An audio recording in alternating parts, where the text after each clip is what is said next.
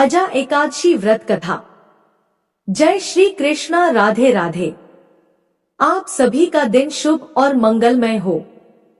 आज भाद्रपद मास के कृष्ण पक्ष की एकादशी तिथि है और इस एकादशी को अजा एकादशी के नाम से जाना जाता है। कुछ स्थानों पर इसे अजा ग्यारस के नाम से भी जाना जाता है। इस एकादशी का व्रत करने एवं कथा सुनने से संतान सुखी रहती है, उस पर आने वाले हर संकट दूर हो जाते हैं और गरीबी तथा दरिद्रता दूर हो जाती है। तो आज मैं आपको सुना रही हूँ अजा एकादशी की बड़ी ही दुर्लभ कथाएं। किंतु एक बात का विशेष ध्यान रखिएगा, इन कथाओं को पूरा सुनने से ही सभी मनोकामनाएं पूर्ण होती हैं। कथाओं को आधा अधूरा सुनने से पूर्ण फल प्राप्त नहीं होता है। तो आइए बड़ी ही श्रद्धा और प्रसन्न चित्त मन से इन कथाओं को सुनते हैं। अर्जुन ने भगवान श्री कृष्ण से कहा है, पुंडरीकाक्ष, मैंने श्रावण शुक्ल एकादशी अर्थात पुत्रदा एकादशी का सविस्तार वर्णन सुना। अब आप कृपा करके मुझे भाद्रपद माह के कृष्ण पक्ष की एकादशी के विषय में भी बतलाइए। इस एकादशी का क्या नाम है तथा इसके व्रत का क्या विधान है? इसका व्रत करने से किस फल की प्राप्ति होती है? अर्जुन की बात सुनकर भगवान श्री कृष्ण ने कहा है, कुंती पुत्र, भाद्रपद माह के कृष्ण पक्ष की एकादशी को अजा एकादशी कहते हैं। इसका व्रत करने से सभी पाप नष्ट हो जाते हैं। इस-लोक और परलोक में मदद करने वाली इस एकादशी व्रत के समान संसार में दूसरा कोई व्रत नहीं है। इस एकादशी के व्रत को विधि पूर्वक करने से समस्त कष्ट समाप्त हो जाते हैं और इच्छित फल की प्राप्ति होती है। व्यक्ति को पुनर्जन्म के आवागमन से मुक्ति मिलती है, पूर्वजन्म की बाधाएं दूर होती हैं और अंत में परमधाम जाने का अवसर मिलता है। भगवान श्री कृष्ण ने कहा है कि इस व्रत को सात्विक मानकर एवं विधि पूर्वक करने से प्राणी आवागमन के चक्र से मुक्त हो जाता है। इस एकादशी के व्रत का फल अद्भुत है। श्रीहरि विष्णु भगवान की पूजा करके इस व्रत का महात्म्य पढ़ने और सुनने से अश्वमेध यज्ञ का फल प्राप्त होता है। भगवान श्री कृष्ण ने कहा है, अर्जुन, अब ध्यान पूर्वक इस एकादशी के महात्म्य का श्रवण करो। भगवान श्री कृष्ण कहते हैं, हे अर्जुन, पौराणिक काल में भगवान श्री राम के वंश में अयोध्या नगरी में एक चक्रवर्ती राजा हरिश्चंद्र नाम के हुए थे। राजा अपनी सत्यनिष्ठा और ईमानदारी के लिए प्रसिद्ध थे। एक बार देवताओं ने इनकी परीक्षा लेने की योजना बनाई। राजा ने स्वप्न में देखा कि ऋषि विश्वामित्र को उन्होंने अपना राजपाट दान कर दिया है। सुबह विश्वामित्र वास्तव में उनके द्वार पर आकर कहने लगे, तुमने स्वप्न में मुझे अपना राज्य दान कर दिया। राजा ने सत्यनिष्ठ व्रत का पालन करते हुए संपूर्ण राज्य विश्वामित्र को सौंप दिया। दान के लिए दक्षिणा चुकाने हेतु राजा हरिश्चंद्र को पूर्व जन्म के कर्म फल के कारण पत्नी, बेटा और खुद को बेचना पड़ा। हरिश्चंद्र को एक डोम ने खरीद लिया जो श्मशान भूमि में लोगों के दाह संस्कार का काम करवाता था। स्वयं वह एक चांडाल का दास बन गया। उसने उस चांडाल के यहाँ कफन लेने का काम किया, किंतु उसने इस आपत्ति के काम में भी सत्य का साथ नहीं छोड़ा। जब इसी प्रकार उसे कई वर्ष बीत गए तो उसे अपने इस नीच कर्म पर बड़ा दुख हुआ और वह इससे मुक्त होने का उपाय खोजने लगा। वह सदैव इसी चिंता में रहने लगा कि मैं क्या करूं, किस प्रकार इस नीच कर्म से मुक्ति पाऊं। एक बार की बात है, वह इसी चिंता में बैठा था कि गौतम ऋषि उसके पास पहुंचे। हरिश्चंद्र ने उन्हें प्रणाम किया और अपनी दुख भरी कथा सुनाने लगे। राजा हरिश्चंद्र की दुख भरी कहानी सुनकर महर्षि गौतम भी अत्यंत दुखी हुए और उन्होंने राजा से कहा, हे राजन, भादो माह के कृष्ण पक्ष की एकादशी का नाम अजा एकादशी है। तुम उस एकादशी का विधान पूर्वक व्रत करो तथा रात्रि को जागरण करो। इससे तुम्हारे सभी पाप नष्ट हो जाएंगे। महर्षि गौतम इतना कहकर वहां से चले गए। अजा नाम की एकादशी आने पर राजा हरिश्चंद्र ने महर्षि के कहे अनुसार विधान पूर्वक उपवास तथा रात्रि जागरण किया। इस व्रत के प्रभाव से राजा के सभी पाप नष्ट हो गए। उस समय स्वर्ग में नगाड़े बजने लगे तथा पुष्पों की वर्षा होने लगी। उन्होंने अपने सामने ब्रह्मा, विष्णु, महेश तथा देवेंद्र आदि देवताओं को खड़ा पाया। उन्होंने अपने मृतक पुत्र को जीवित तथा अपनी पत्नी को राजसी वस्त्र तथा आभूषणों से परिपूर्ण देखा। व्रत के प्रभाव से राजा को पुनः अपने राज्य की प्राप्ति हुई। वास्तव में एक ऋषि ने राजा की परीक्षा लेने के लिए यह सब कौतुक किया था, परंतु अजा एकादशी के व्रत के प्रभाव से ऋषि द्वारा रची गई सारी माया समाप्त हो गई और अंत समय में हरिश्चंद्र अपने परिवार सहित स्वर्ग लोक को गया। हे राजन, यह सब अजा एकादशी के व्रत का प्रभाव था। जो मनुष्य इस उपवास को विधान पूर्वक करते हैं तथा रात्रि जागरण करते हैं, उनके सभी पाप नष्ट हो जाते हैं और अंत में वे स्वर्ग को प्राप्त करते हैं। इस एकादशी व्रत की कथा के श्रवण मात्र से ही अश्वमेध यज्ञ के फल की प्राप्ति हो जाती है। अब आइए श्रवण करते हैं ग्यारस माता की कथा। इस कथा के बिना व्रत अधूरा माना जाता है। एक बार की बात है, एक राज्य में एक राजा रहा करता था। राजा बहुत ही बुद्धिमान और बलशाली था। वह सदैव अपनी प्रजा का बहुत ही अच्छे से ध्यान रखता था। प्रजा भी अपने राजा को बहुत पसंद करती थी। राजा की 2 बेटियां थी। राजा अपनी दोनों बेटियों से बहुत ही प्रेम किया करता था। राजा की दोनों बेटियां बहुत ही सुंदर थी, लेकिन राजा की छोटी बेटी देखने में अधिक सुंदर और धार्मिक प्रवृत्ति की थी। वह 12 मास ग्यारस माता की पूजा और व्रत किया करती थी। सभी लोग राजा की छोटी बेटी से बहुत प्रेम करते थे और खूब प्रशंसा भी किया करते थे। वह बोलने में बहुत ही अच्छी थी।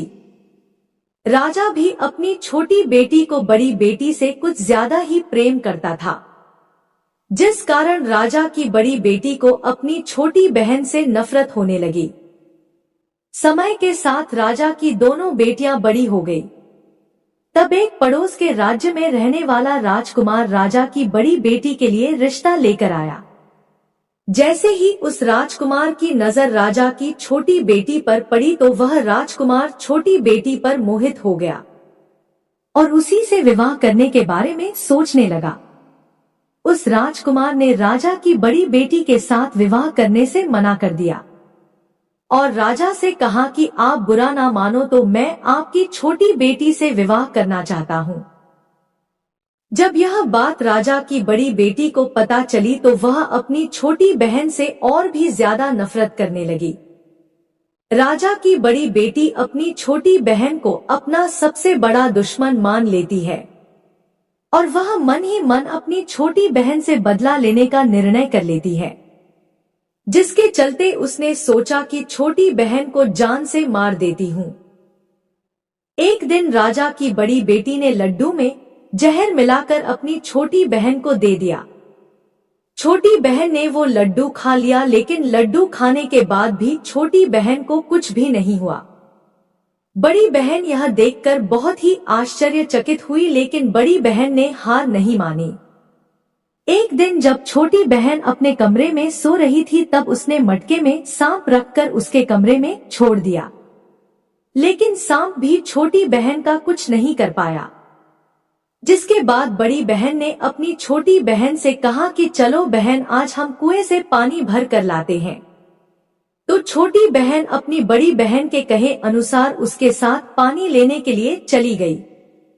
जैसे ही वह पानी कुएं से निकालने लगी तो बड़ी बहन ने उसे कुएं में धक्का दे दिया, लेकिन ग्यारस माता के आशीर्वाद से वह सकुशल बाहर निकल आई। यह देखकर बड़ी बहन को बहुत ही आश्चर्य हुआ कि ना जाने मैंने कौन कौन से प्रयास किए हैं, फिर भी इसका कुछ भी नहीं बिगड़ा। उसने एक दिन सोचते सोचते छोटी बहन के पास जाकर कहा कि बहन, तुमको पता है भगवान सबकी मृत्यु एक निश्चित समय पर लिखते हैं। तुम्हारी और मेरी मृत्यु कैसे होगी क्या तुम जानती हो?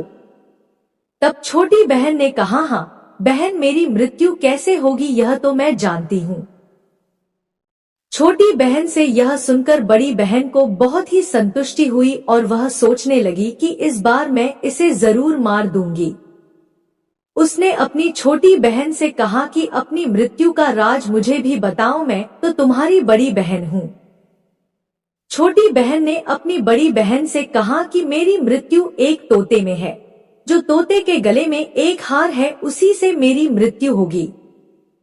जब कोई व्यक्ति उस तोते को मारकर वह हार अपने गले में पहन लेगा तो मैं मूर्छित हो जाऊंगी, और जैसे ही उस हार को अपने गले से उतार देगा तो मैं फिर से जीवित हो जाऊंगी। अपनी छोटी बहन की मृत्यु का राज जानकर बड़ी बहन बहुत खुश हुई और उसने अपनी छोटी बहन को मारने के लिए उस पालतू तोते को ढूंढना शुरू कर दिया। लेकिन छोटी बहन को इस बात का पता चल गया था कि वह मेरी जान लेना चाहती है। वह अपने पिताजी के पास गई और अपने पिताजी से कहा कि पिताजी, अगर मेरी मृत्यु हो जाए तो मुझे जलाना मत, बल्कि आप मुझे पुरानी वाली जो हवेली है उसमें एक पलंग पर लिटाकर छोड़ देना। अपनी छोटी बेटी के मुंह से इस तरह की बात सुनकर राजा को बहुत बुरा लगा। उसने अपनी बेटी से पूछा कि बेटी, तुम ऐसी बातें क्यों कर रही हो? 2-4 दिन में तेरी शादी होने वाली है। तब राजा की छोटी बेटी ने बताया कि पिताजी, समय किसी के लिए नहीं रुकता, कब क्या हो जाए किसी को कुछ भी पता नहीं है। फिर राजा ने अपनी छोटी बेटी से कहा कि तुम्हारा ऐसा बोलना मुझे बिल्कुल भी अच्छा नहीं लग रहा है। लेकिन छोटी बेटी ने अपने पिताजी को ऐसा करने पर मजबूर कर दिया और वचन ले लिया कि मरने के बाद जलाना नहीं है। राजा ने भी अपनी छोटी बेटी की बात मान ली और 2-3 दिन बाद शादी का समय आया। घर में पूरा शादी का माहौल था। पूरे गाजे बाजे के साथ बारात आई, अर्थात राजकुमार बारात लेकर राजा के घर आया। राजकुमार और राजा की छोटी बेटी का विवाह शुरू हो गया। जैसे ही राजा की छोटी बेटी राजकुमार के साथ अपने फेरे लेना शुरू करती है तो उसी समय उसकी बड़ी बहन अपनी छोटी बहन के कमरे में जाकर उसके तोते को पकड़ लेती है और उसे जान से मार देती है। तोते के गले में जो हार था उसे अपने गले में धारण कर लेती है। जैसे ही बड़ी बहन ने हार को अपने गले में डाला तो उधर छोटी बहन के 3.5 फेरे ही पूरे हुए थे और वह बेहोश होकर गिर गई। इसके बाद राजा ने बड़े बड़े हकीम को बुलाया और अपनी छोटी बेटी का इलाज करने को कहा। राजा ने कहा, जो कोई सही तरीके से मेरी बेटी का इलाज कर देगा मैं उसको मुंह मांगा इनाम दूंगा। राजा की बात सुनकर वैद्य ने जब छोटी बेटी का इलाज करना शुरू किया तो राजा को बताया कि आपकी छोटी बेटी ना तो जीवित है और ना ही मरी हुई है। मैं तो मेरे जीवन में ऐसा पहली बार देख रहा हूँ। तो राजा ने वैद्य और हकीम को कह दिया कि यह बात बाहर किसी को मत बताना। अगर तुमने यह बात और किसी को बताई तो हम तुम्हें फांसी की सजा दे दी जाएगी। राजा अपनी छोटी बेटी को पुराने महल में ले जाकर एक पलंग पर लेटा दिया और वहां पर कुछ सैनिकों को तैनात कर दिया और स्वयं महल पर आ गया। राजा की बड़ी बेटी अपने पिताजी के पास गई और कहने लगी कि पिताजी, अगर यह शादी संपन्न नहीं हुई तो आपकी इज्जत का क्या होगा? अगर आप कहो तो मैं आपकी इज्जत बचाने के लिए राजकुमार से शादी करने के लिए तैयार हूँ। राजा ने अपनी बड़ी बेटी की बात मानकर छोटी बेटी के कपड़े बड़ी बेटी को पहना दिए और मंडप पर भेज दिया। लेकिन राजकुमार यह जान गया था कि यह राजा की छोटी बेटी नहीं है, तो उसने शादी करने से मना कर दिया। लेकिन वहां पर आए सारे लोगों ने राजकुमार को शादी करने के लिए विवश कर दिया और राजा की बड़ी बेटी से शादी उस राजकुमार की करवा दी। बचे हुए 3.5 फेरे बड़ी बेटी के साथ करवा दिए गए। उसके बाद राजकुमार राजा की बड़ी बेटी को अपने महल ले गया। राजकुमार राजा की बड़ी बेटी से ना तो बात करता था और ना ही उसे पसंद करता था और ना ही उसके कमरे में जाता था। राजकुमार ने यह फैसला ले लिया कि मैं राजा की छोटी बेटी को ढूंढ कर ही रहूंगा। वह रात दिन उसे ढूंढता हुआ इधर उधर घूमने लगा। एक दिन राजकुमार अपने घोड़े पर सवार होकर राजा के पुराने महल के पास पहुंच गया, जहां पर उसने कुछ सैनिकों को देखा। महल के पास पहुंचकर राजकुमार ने जब महल को ध्यान से देखा तो वह समझ गया कि यह मेरे ससुर जी का पुराना महल है। तब राजकुमार ने सैनिकों से पूछा कि तुम लोग यहाँ पर क्या कर रहे हो और इस महल के अंदर उस पलंग पर कौन लेटा है। तो सैनिकों ने बताया कि यहाँ पर राजा की छोटी बेटी लेटी है। यह सुनकर राजकुमार अत्यधिक खुश हुआ और तुरंत उससे मिलने के लिए अंदर चला गया, लेकिन अंदर जाकर देखा तो वह बिल्कुल बेहोश थी। तत्पश्चात राजकुमार उसकी सेवा करने लगा। जैसे ही रात हुई, राजा की छोटी बेटी उठकर बैठ गई।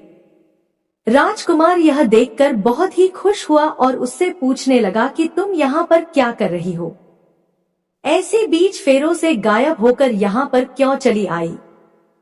राजा की छोटी बेटी ने राजकुमार को सारी बात बता दी। राजा की छोटी बेटी ने कहा कि मेरी जान एक तोते में बसी थी और यह बात मैंने अपनी बड़ी बहन को बता दी थी। मुझे पता है कि उसी ने मुझे मारने का प्रयास किया है। उसके पास एक हार है जिसको वह सुबह पहन लेती है और रात को उतार कर रख देती है। जब तक वह हार को पहने रखती है तब तक मैं मूर्छित रहती हूँ, और जैसे ही वह हार को उतार देती है तो मैं जीवित हो जाती हूँ। और जब तक मेरी बड़ी बहन के पास वह हार है तब तक मैं ऐसे ही जीवित और मूर्छित होती रहूंगी। मेरी बड़ी बहन के पास जो हार है, अगर वह मेरे हाथ में आ जाए तो मैं हमेशा के लिए जीवित हो जाऊंगी। राजकुमार यह बात सुनकर राजा की छोटी बेटी के पास रहने का निर्णय ले लिया और बचे हुए फेरे लेकर अपने विवाह को भी पूरा कर लिया और वहीं पर रहने लगा। ऐसे करते करते काफी समय बीत गया तथा राजा की छोटी बेटी गर्भवती हो गई। एक दिन राजकुमार को किसी काम से बाहर जाना पड़ा तो पीछे से राजा की छोटी बेटी के पेट में बहुत जोरों से दर्द होने लगा। उसने उस समय ग्यारस माता का आह्वान किया, जिसके बाद ग्यारस माता वहां पर प्रकट हुई और उन्होंने उसके दर्द को दूर किया तथा एक सुंदर पुत्र को उसने जन्म दिया। जब आधी रात को राजकुमार बाहर से आया तो उसने ग्यारस माता को देखा तो वह बहुत ही आश्चर्यचकित हुआ और उसने तुरंत ग्यारस माता को प्रणाम किया। ग्यारस माता ने राजकुमार से कहा कि जब तुम्हारा बेटा 5 वर्ष का हो जाएगा तो तुम अपनी पत्नी का हार लाकर इसके गले में डाल देना, उसके बाद यह हमेशा के लिए जीवित हो जाएगी। समय बीतता गया और राजकुमार का बेटा 5 साल का हो गया। एक दिन राजकुमार को फिर किसी काम से बाहर जाना पड़ा। उसने अपने बेटे से कहा, तुम अपनी माता का ध्यान रखना, मैं शाम तक लौट आऊंगा।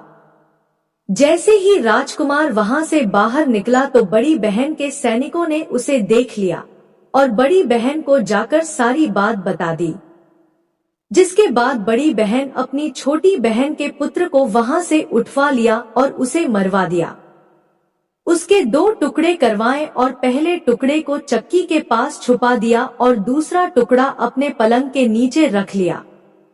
यह देखकर ग्यारस माता ने भिखारन का रूप धारण किया और उसके घर आ गई और भिक्षा मांगने लगी। बड़ी बहन ने अपने नौकरों से कहा कि जाओ भिखारन को भिक्षा दे दो, लेकिन जैसे ही नौकर ग्यारस माता को भिक्षा देने के लिए जाता है तो ग्यारस माता उसे मना कर देती है और कहती है कि मैं तुम्हारी रानी के हाथ से ही भिक्षा लूंगी। नौकर ने अंदर जाकर कहा कि रानी वह हमसे भिक्षा नहीं ले रही है, बोल रही है कि मैं रानी से ही भिक्षा लूंगी। जब बड़ी बहन स्वयं भिक्षा देने के लिए भिखारिन बनी ग्यारस माता के पास आती है, उससे पहले ही ग्यारस माता एक बिल्ली का रूप बनाकर उसके कमरे में चली जाती है।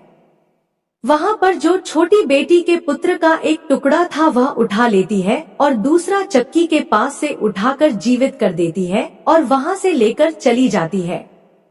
ग्यारस माता राजकुमार को सारी बात बताकर उन्हें उसका बेटा सौंप देती है। राजकुमार अपने बेटे को लेकर उस बड़ी बहन के पास जाता है और उससे कहता है कि इस बच्चे का अच्छे से ध्यान रखना। अगर तुम इस बच्चे का अच्छे से ध्यान रखोगी तो ही मैं तुमसे बात करूंगा, वरना मैं यहाँ से चला जाऊंगा।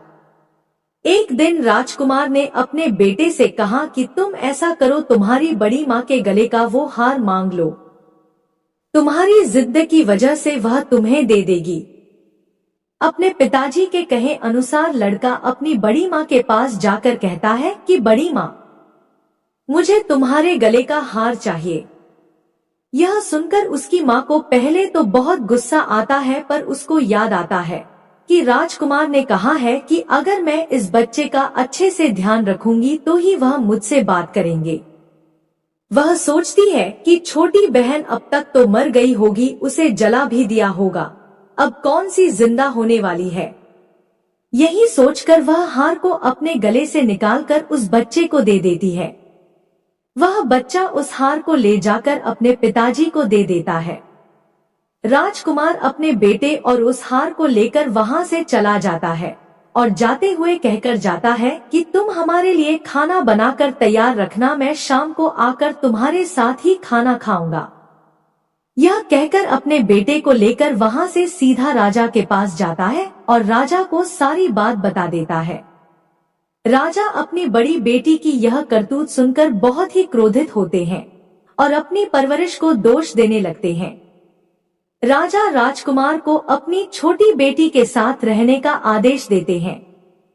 राजकुमार वह हार लेकर छोटी रानी के पास जाता है और उसके गले में वह हार डाल देता है, जिससे वह जीवित हो जाती है और दोनों बहुत ही खुश होते हैं। राजकुमार अपने बेटे और पत्नी को लेकर अपने राज्य में चला जाता है। इस तरह ग्यारस माता की कृपा से राजा की छोटी बेटी को अपने जीवन में आई तमाम मुसीबतों से छुटकारा मिल जाता है और वह सुखपूर्वक जीवन व्यतीत करने लगती है। एक बार प्रेम और बोलिए ग्यारस माता की जय। अब आइए श्रवण करते हैं एकादशी के दिन सुनी जाने वाली तुलसी माता की कथा। प्राचीन समय की बात है, एक परिवार में ननद और भाभी साथ साथ रहा करती थी। ननद का विवाह अभी नहीं हुआ था। वह तुलसी जी के पौधे की बहुत सेवा करती थी। नियम से तुलसी को सींचती और दीपक जलाती थी। लेकिन उसकी भाभी को यह सारी बातें बिल्कुल भी पसंद नहीं थी। जब कभी उसकी भाभी को बहुत ज्यादा गुस्सा आता तब वह अपनी ननद को ताना देते हुए कहती कि जब तुम्हारा विवाह होगा तो मैं इस तुलसी को ही बारातियों को खाने को दूंगी और तुम्हारे दहेज में भी तुलसी ही दूंगी। तुम जब देखो तुलसी की ही सेवा करती रहती हो। कुछ समय बीत जाने पर ननद का विवाह तय हो गया। विवाह के दिन भाभी ने अपने कहे अनुसार बारातियों के सामने तुलसी का वह गमला फोड़ दिया, जिसकी सेवा उसकी ननद किया करती थी, और तुलसी के पत्ते खाने के लिए कहा। तुलसी जी की कृपा से वह फूटा हुआ गमला कई सारे स्वादिष्ट पकवानों में बदल गया। भाभी ने गहनों के नाम पर तुलसी की मंजरी से बने हुए गहने अपनी ननद को पहना दिए। देखते ही देखते तुलसी जी की मंजरी से बने वह गहने भी सुंदर सोने जवाहरात में बदल गए। इतना ही नहीं, भाभी ने मारे क्रोध के वस्त्रों के स्थान पर तुलसी का जनेऊ रख दिया और वह भी सुंदर रेशमी वस्त्रों में बदल गया। अब जब ननद अपनी ससुराल में पहुंची तो ससुराल में तो उसके दहेज की बहुत प्रशंसा हुई। यह बात भाभी के कानों तक भी पहुंची तो उसे बहुत आश्चर्य हुआ। उसने सोचा कि उसने तो ननद के गहने, कपड़े और जनेव तक तुलसी जी के ही रखे थे और तुलसी की मंजरी रखी थी। यह सब जानकर भाभी को बहुत आश्चर्य हुआ। अब उसे तुलसी की पूजा का महत्व समझ में आ गया था। उस भाभी की भी एक बेटी थी। तब वह अपनी बेटी से कहने लगी कि बेटी, तुम भी तुलसी की सेवा किया करो, तुम्हें भी तुम्हारी बुआ की तरह फल मिलेगा। वह जबरदस्ती अपनी बेटी से तुलसी की सेवा करने को कहा करती, लेकिन बेटी का मन तो तुलसी की सेवा में लगता ही नहीं था। धीरे धीरे समय बीता, भाभी की लड़की बड़ी हो गई। अब उसके विवाह का समय आ गया। तब भाभी सोचने लगी कि जैसा व्यवहार मैंने अपनी ननद के साथ किया था वैसे ही अब मैं अपनी बेटी के साथ भी करूंगी। तो यह भी गहनों से लद जाएगी और बारातियों को भी खाने में तरह तरह के पकवान मिलेंगे और ससुराल में भी इसे बहुत मान सम्मान मिलेगा। यही सोचकर भाभी बारातियों के सामने तुलसी का गमला फोड़ देती है, लेकिन इस बार गमले की मिट्टी मिट्टी ही रहती है। मंजरी और पत्ते भी अपने ही रूप में रहते हैं। जनेव ने भी अपना रूप नहीं बदला और जब भाभी ने सभी बारातियों को खाने में तुलसी के पत्ते दिए तो यह देखकर सभी लोग और बाराती भी भाभी की बुराई करने लगे। भाभी ने लालच में आकर अपनी बेटी के दहेज में भी तुलसी के पत्ते और मंजरी आदि रख दिए थे। जब बेटी अपने ससुराल पहुंची तो वहां पर भी उसकी बुराई ही हुई। भाभी गुस्से के मारे कभी भी अपनी ननद को नहीं बुलाती थी। एक दिन भाई ने सोचा कि मेरी पत्नी तो मेरी बहन को बुलाती नहीं है, क्यों ना मैं ही अपनी बहन से मिलकर आऊं।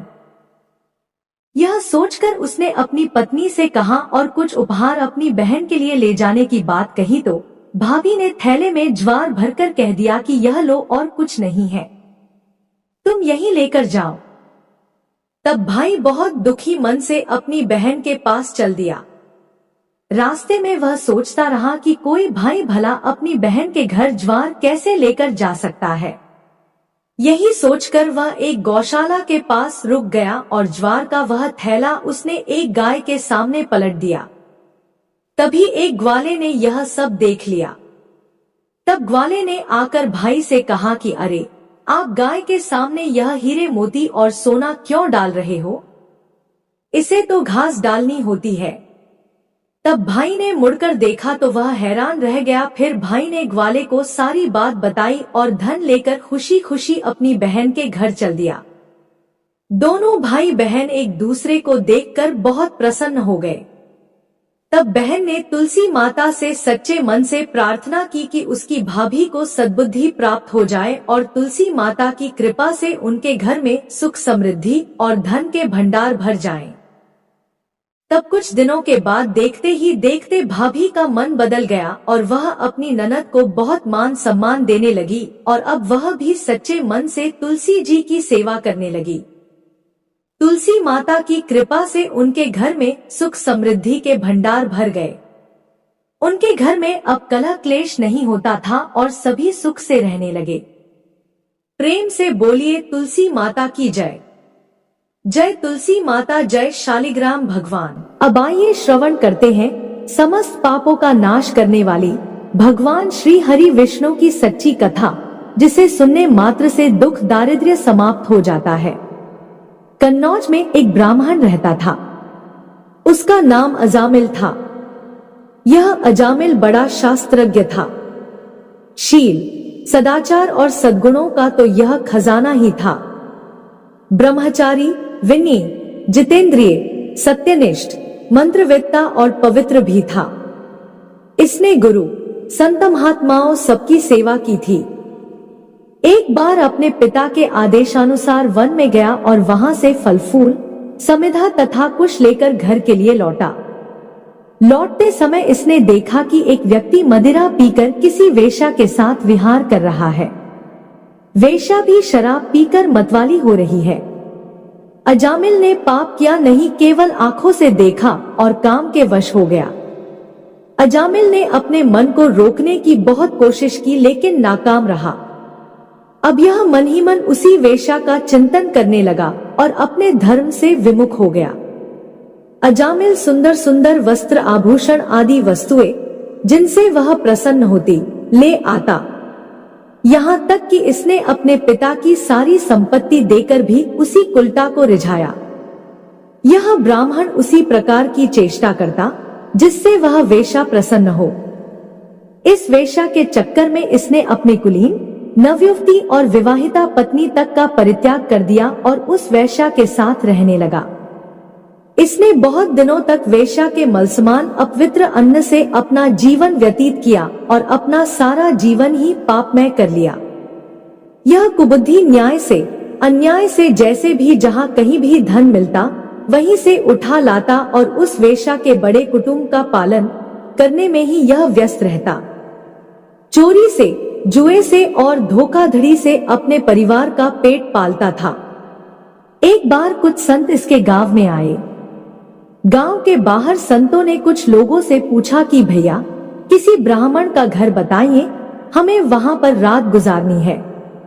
इन लोगों ने संतों के साथ मजाक किया और कहा, संतों, हमारे गांव में तो एक ही श्रेष्ठ ब्राह्मण है जिसका नाम है अजामिल, और इतना बड़ा भगवान का भक्त है कि गांव के अंदर नहीं रहता, गांव के बाहर ही रहता है।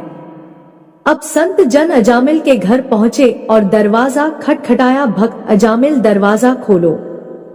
जैसे ही अजामिल ने आज दरवाजा खोला तो संतों के दर्शन करते ही मानो आज अपने पुराने अच्छे कर्म उसे याद आ गए।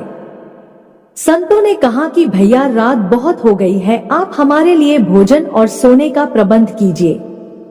अजामिल ने सुंदर भोजन तैयार करवाया और संतों को करवाया।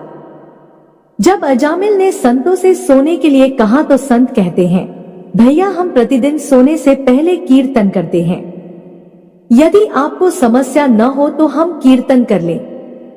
अजामिल ने कहा, आप ही का घर है महाराज, जो दिल में आए सो करो।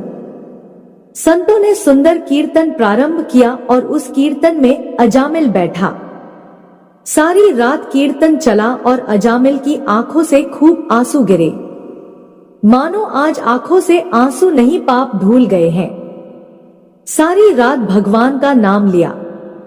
जब सुबह हुई संत जन चलने लगे तो अजामिल ने कहा, महात्माओं मुझे क्षमा कर दीजिए, मैं कोई भक्त वक्त नहीं हूं, मैं तो एक महापापी हूं। मैं वैश्या के साथ रहता हूं और मुझे गांव से बाहर निकाल दिया गया है। केवल आपकी सेवा के लिए मैंने आपको भोजन करवाया, नहीं तो मुझसे बड़ा पापी कोई नहीं है। संतों ने कहा, अरे अजामिल, तूने ये बात हमें कल क्यों नहीं बताई, हम तेरे घर में रुकते ही नहीं। अब तूने हमें आश्रय दिया है तो चिंता मत कर, ये बता तेरे घर में कितने बालक हैं। अजामिल ने बता दिया कि महाराज 9 बच्चे हैं और अभी ये गर्भवती है। संतों ने कहा कि इस बार जो तेरे संतान होंगी वो तेरे पुत्र होगा और तू उसका नाम नारायण रखना, जा तेरा कल्याण हो जाएगा। संत जन आशीर्वाद देकर चले गए। समय बीता, उसके पुत्र हुआ, नाम रखा नारायण। अजामिल अपने पुत्र नारायण में बहुत आसक्त था। अजामिल ने अपना संपूर्ण हृदय अपने बच्चे नारायण को सौंप दिया था। हर समय अजामिल कहता था, नारायण भोजन कर लो, नारायण पानी पी लो, नारायण तुम्हारा खेलने का समय है, तुम खेल लो। हर समय नारायण नारायण करता था। इस तरह 88 वर्ष बीत गए। वह अतिशय मूढ़ हो गया था।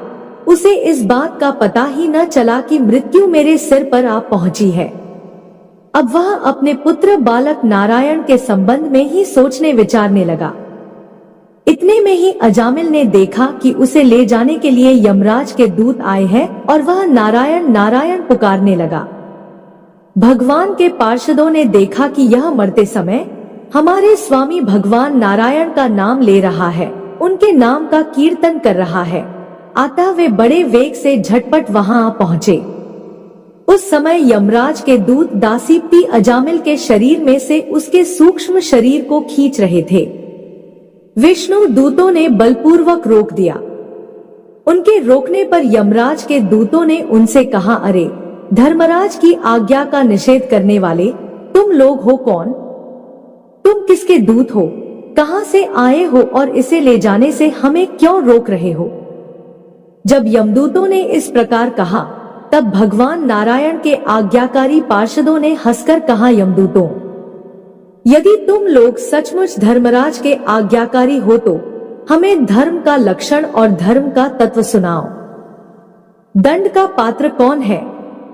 यमदूतों ने कहा, वेदों ने जिन कर्मों का विधान किया है वे धर्म है और जिनका निषेध किया है वे अधर्म है।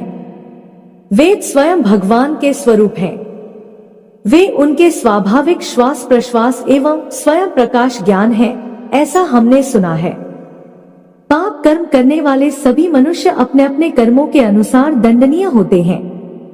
भगवान श्री हरि विष्णु जी के पार्षदों ने कहा, यमदूतों, यह बड़े आश्चर्य और खेद की बात है कि धर्मज्ञों की सभा में अधर्म प्रवेश कर रहे हैं, क्योंकि वहां निरपराध और अदंडनीय व्यक्तियों को व्यर्थ ही दंड दिया जाता है। यमदूतों, इसने कोटि कोटि जन्मों की पापराशि का पूरा पूरा प्रायश्चित कर लिया है, क्योंकि इसने विवश होकर ही सही भगवान के परम कल्याण में मोक्षप्रद नाम का उच्चारण तो किया है। जिस समय इसने नारायण इन 4 अक्षरों का उच्चारण किया, उसी समय केवल उतने से ही इस पापी के समस्त पापों का प्रायश्चित हो गया। चोर, शराबी, मित्रद्रोही, ब्रह्मघाती, गुरुपत्नीगामी ऐसे लोगों का संसर्गी, स्त्री, राजा, पिता और गाय को मारने वाला, चाहे जैसा और चाहे जितना बड़ा पापी हो, सभी के लिए यही इतना ही सबसे बड़ा प्रायश्चित है कि भगवान के नामों का जाप किया जाए, क्योंकि भगवान नामों के उच्चारण से मनुष्य की बुद्धि भगवान के गुण, लीला और स्वरूप में रम जाती है और स्वयं भगवान की उसके प्रति आत्मीय बुद्धि हो जाती है। तुम लोग अजामिल को मत ले जाओ, इसने सारे पापों का प्रायश्चित कर लिया है, क्योंकि इसने मरते समय भगवान के नाम का उच्चारण किया है। इस प्रकार भगवान के पार्षदों ने भागवत धर्म का पूरा पूरा निर्णय सुना दिया और अजामिल को यमदूतों के पाश से छुड़ाकर मृत्यु के मुख से बचा लिया।